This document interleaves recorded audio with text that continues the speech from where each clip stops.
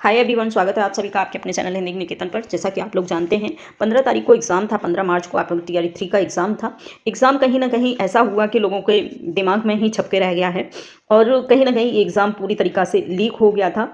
और उस मामले पर देखना यह है कि बीपीएससी क्या अपना डिसीजन लेता है। हालांकि वह बीपीएससी की मीटिंग होने वाली थी कल रात को। अब देखना यह है कि मीटिंग में बीपीएससी ने क्या अपना फैसला लिया है। साथ ही हम बात करेंगे अगर पेपर रद्द नहीं होता है तो इसका रिजल्ट कब तक आएगा, और अगर पेपर रद्द होता है तो इसका एग्ज़ाम कब तक होगा। इन सभी मुद्दों पर हम बात करने वाले हैं। साथ ही जो अभ्यर्थी चाहते हैं कि इनका पेपर लीक हुआ है तो उनको क्या करना है, क्या कदम उठाना है जिससे कि आपको बीपीएससी तक आपका जो आवाज़ है वो पहुंच पाए, इस पर भी बात करेंगे। साथ ही हम बात करेंगे टीआरई 4 पर।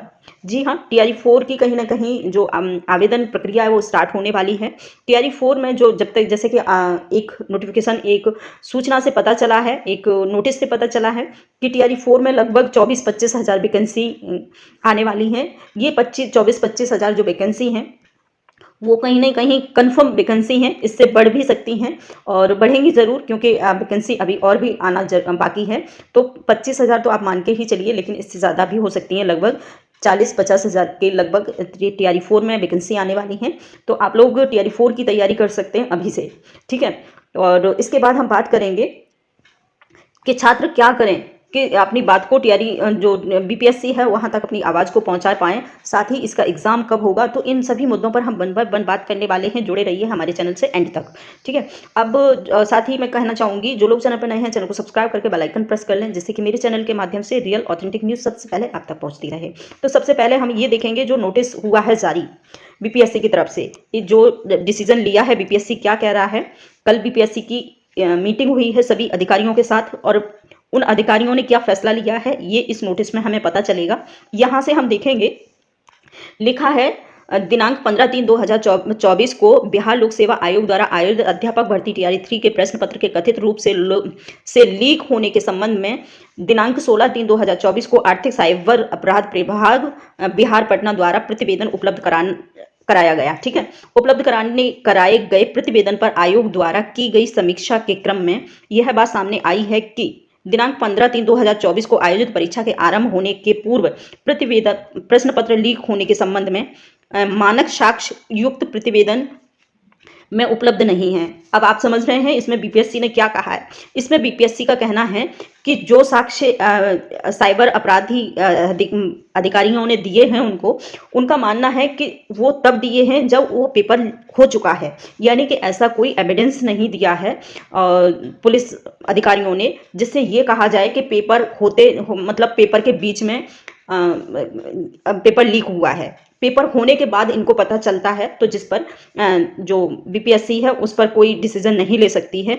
अगर पेपर स्टार्ट होने से पहले पता चल जाता तो इनका कहना है कि तो रद्द करने जैसी प्रक्रिया सामने आती। लेकिन जो पुलिस अधिकारियों ने अपना जो साक्ष्य दिए हैं वो पेपर होने के बाद दिए हैं, तो इस पर अधिकारियों का कहना है इस पर हम कोई डिसीजन नहीं ले सकते हैं, ये ठोस सबूत नहीं है पेपर रद्द करने के, ठीक है। इसके आगे देखते हैं क्या लिखा है। कथित रूप से प्रश्न पत्र लीक होने के संबंध में आर्थिक एवं साइबर अपराधी प्रभाग द्वारा विशेष टीम गठित कर दिनांक 15/3/2024 को प्रातः 5 बजे ही हजारीबाग स्थित कई स्थानों पर छापेमारी कर उत्तर रटने हेतु सैकड़ों की संख्या में अभ्यर्थी एकत्रित होने एवं छापेमारी के क्रम में mobile phone, laptop, printer, pen drive आदि बरामद होने की सूचना प्रतिवेदन में की गई थी। ये तो अधिकारियों ने बताया है कि ये सब मिला है। आयोग को प्रश्न पत्र लीक होने के संबंध में प्रथम सूचना 15/3/2000 के 24 के लगभग 2:30 बजे, यहाँ से लिखा है अपहार 2:30 बजे इस संबंध में कराई गई, ठीक है। इनका कहना है कि जो सूचना अधिकारियों ने दी थी वो 2:30 पर दी थी और तब तक पेपर इनका खत्म हो चुका था, तो इसलिए ये डिसीजन नहीं ले सकते हैं, ठीक है। इसके आगे देखेंगे, लिखा है उससे पूर्व अपराह्न 12 बजे तक प्रथम पाली का प्रश्न पत्र समाप्त हो चुका था, ठीक है।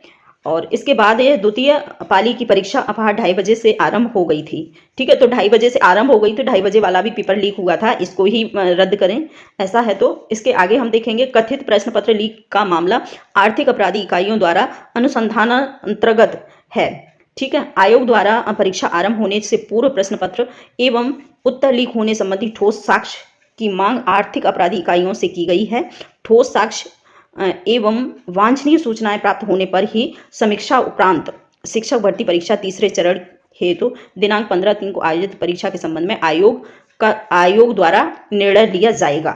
इनका मानना है कि जो अपराधी वो पुलिस अधिकारियों ने अपना जो साक्ष्य दिए हैं बीपीएससी को, वो ठोस सबूत नहीं है। जब दिए हैं तब तक पेपर हो चुका था, और बाद में अगर ये पता चलता है कि पेपर लीक है तो इसमें वो कुछ कर नहीं सकते हैं। इसलिए इनका मानना है कि ऐसा ठोस सबूत नहीं होने की वजह से ये पेपर लीक नहीं कर सकते। जब तक ठोस सबूत नहीं मिलेंगे तो पेपर रद्द नहीं होगा। ठीक है, ये महत्वपूर्ण है। इसके बाद हम एक और साक्ष्य दिखाने वाले हैं, इस पर क्या बात चल रही है। इसके बाद हम देखेंगे एक और जो सूचना मिल रही है पेपर के लीक होने के मामले में। ये देखेंगे पेपर लीक से जुड़े माफिया को बचा रही है सरकार। ठीक है, ये देखिए, ये एक महत्वपूर्ण अपडेट आया है।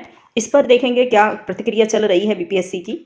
तो यहाँ से हम देखेंगे, लिखा हुआ है पटना नेता प्रतिपक्ष तेजस्वी यादव। ठीक है, यहाँ से देखेंगे, थोड़ा सा कम प्रिंट हो रहा है। तेजस्वी यादव ने पेपर लीक मामले से जुड़े माफिया को बचाने का आरोप राज्य सरकार पर लगाया है। जी हाँ, ऐसा है कि तेजस्वी यादव जो है उन्होंने कहा है कि सरकार कहीं ना कहीं जो पेपर लीक मामले जो है उन अपराधियों को बचाने की कोशिश कर रही है। रविवार को उन्होंने एडमिट कार्ड की कॉपी सोशल मीडिया पर एक्स पर ट्वीट कर इन्होंने आरोप लगाया है।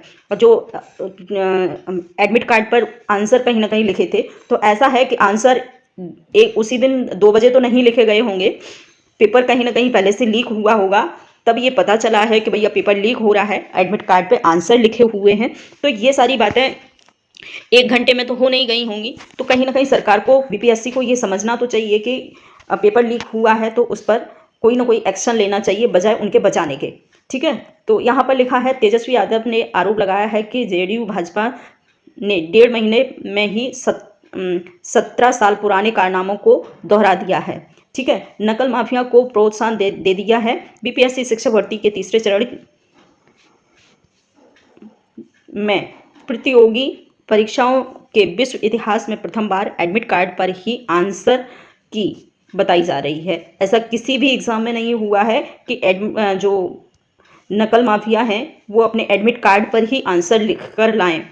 वैसे तो लीक मामला बहुत सारे एग्जाम में ऐसा मिला है देखने को, लेकिन ऐसा कहीं भी नहीं अभी तक मिला कि एडमिट कार्ड पर ही आंसर लिख के लेके आया जाए। ठीक है, उन्होंने आरोप लगाया है कि पेपर लीक कराने वाले नकल माफिया को बचाने के लिए इनके वरिष्ठ मंत्री प्रशासन पर दबाव बना रहे हैं। उन्होंने सवाल किया है कि पुलिस को फ़ोन कर रहे हैं, मंत्रियों का नाम बूझो तो जाने। ठीक है, इन्होंने कहा है कि उन मंत्रियों का नाम पूछो कि जो सच में ही पेपर लीक करा रहे हैं। ठीक है, ऐसा तो कुछ भी नहीं है कि किसी ने भी कह दिया पेपर लीक हो गया है और बस हो हल्ला कर दिया, लेकिन इस पर एक्शन तो लिया जाना ही चाहिए। 17 माह के कार्यकाल में 4 लाख से अधिक नौकरियां देने का भी उल्लेख किया है। ठीक है, ये सभी तेजस्वी यादव के जो है प्रतिपक्षी नेता, उन्होंने ये कहा है कि पेपर लीक मामले पर अगर पेपर लीक हुआ है तो जो भाजपा सरकार है वो कहीं ना कहीं उन अपराधियों को पकड़ के दिखाए, तब तो मैं समझ पाऊँ कि हाँ अच्छी है। हालांकि मैं जो 4 लाख 17 महीना में 4 लाख लगभग नौकरी बीपीएससी ने दी हैं वो एक सराहनीय है। इसके बाद हम बात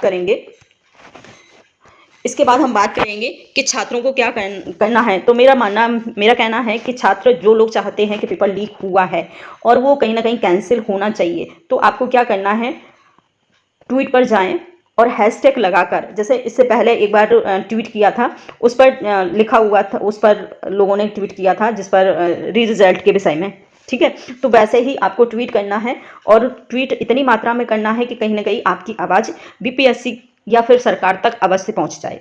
ठीक है, तो करना क्या है, आपको हैशटैग लगाकर बीपीएससी और बीपीएससी तैयारी 3 लिख कर आपको बार बार ट्वीट करना है लगभग 1 महीने तक। अब मतलब 1 महीने क्या, आप 4-5 दिन लगातार इसको ट्वीट करते रहिएगा, तो कहीं ना कहीं आपकी आवाज़ सरकार तक और बीपीएससी के अधिकारियों तक ज़रूर पहुंचेगी, और जिससे कि ये होगा कि आपका एग्ज़ाम अगर सच में लीक हुआ है, लीक तो हुआ ही है, लेकिन आपको जो लोगों का नुकसान हुआ है उनको फ़ायदा अवश्य हो सकता है। तो ऐसे अभ्यर्थियों से मैं कहना चाहूँगी, आप ट्वीट करिए ज़रूर और धरना प्रदर्शन करिए, जिससे कि आप कहीं ना कहीं आपका जो साथ अन्याय हुआ है वो आवाज़ आपको उठानी ही पड़ेगी। ठीक है, जिससे कि सरकार को समझ आना चाहिए कि गलत का जो गलत होता है उसके ऊपर बहुत सारे लोग भी होते हैं। तो आप सभी से कहना चाहूँगी, आप ज़रूर ट्वीट करिए, धरना प्रदर्शन करिए और अपनी आवाज़ को उठाइए, जिससे कि आपकी जो अन्याय आप पर हुआ है वो आपको उसका न्याय मिल सके। ठीक है, इसके साथ ही मैं कहना चाहूँगी, मेरा चैनल आपके हमेशा साथ रहेगा। आप सिर्फ कदम उठाइए और आवाज़ हम उठाएंगे। तो इन सभी चीज़ों के साथ मैं कहना चाहूँगी, जिन लोगों के एग्ज़ाम में कुछ भी गड़बड़ी हुई है, जो लोग चाहते हैं वो ट्वीट के माध्यम से अपनी बात को सरकार तक पहुँचाइए। तो थैंक यू, बाय बाय।